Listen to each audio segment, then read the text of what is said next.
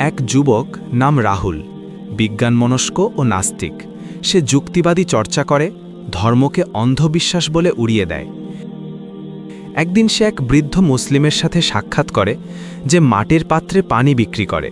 রাহুল বৃদ্ধকে প্রশ্ন করে, আপনি কেন আল্লাহতে বিশ্বাস করেন, প্রমাণ কোথায়? বৃদ্ধ হাসে এবং বলে, তুমি কি এই মাটির পাত্রটিকে বিশ্বাস করো যে এটি পানি ধারণ করবে? রাহুল বলে, হ্যাঁ, কারণ এটা বাস্তব। বৃদ্ধ বলে, ঠিক তেমনি আমি আল্লাহকে বিশ্বাস করি, কারণ সৃষ্টির প্রতিটি নিয়ম, প্রতিটি ফোঁটা পানি, প্রতিটি ফুলের পাপড়ি সবই তার অস্তিত্বের প্রমাণ। রাহুল রাতে ঘরে ফিরে একটি পাত্রে পানি ভরে চাঁদের আলোয় দেখে, পানির ফোঁটায় প্রতিফলিত আলো। সে ভাবে, এই পানি, এই আলো, এই পৃথিবী হঠাৎ কি থেকে এলো? মহাবিশ্বের প্রতিটি নিয়ম এত সুসংহত কেন? সে কোরআনের একটি অনুবাদ পড়ে, আমি আসমান ও জমিন সৃষ্টি করেছি সত্য সহকারে, সূরা হিজর ৮৫। তার হৃদয় কেঁপে ওঠে। পরদিন সে বৃদ্ধের কাছে ফিরে যায়।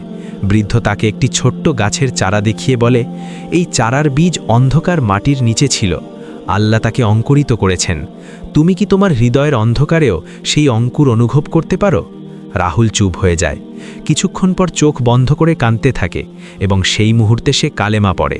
কয়েক বছর পর রাহুল নিজেই একজন দায়ী হয়ে যায়। তার ভিডিও ভাইরাল হয়। শেষ দৃশ্যে সে বলে, আমি এক ফোঁটা পানির মধ্যেই আল্লাহকে দেখেছি, তুমি কি দেখতে চাও?